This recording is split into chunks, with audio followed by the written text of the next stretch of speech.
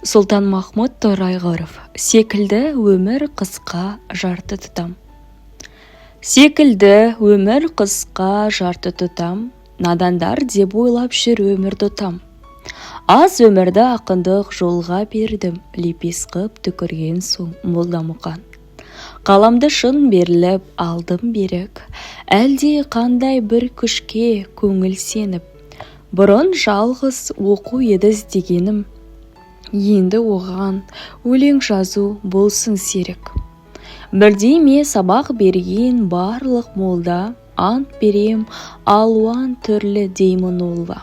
Денеден-ақ көрініп тұрған жоқ па саусақтың алалығы біткен қолға. Әкемнен әліпбиді үйде оқыдым, үйреніп намаз сабақ жат оқыдым. Әлі молда алдында дәл 2 жыл әр түрлі ескі кітапты бір шоқыдым.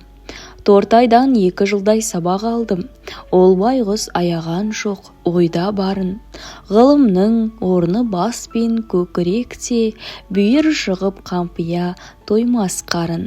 Мұқаннан 2 жыл сабақ алам, ұйықтасам да көңілім оқуға алаң. Лепес қып өзі бастап ақын бол деп, дұғасыны ықыласпен берді маған.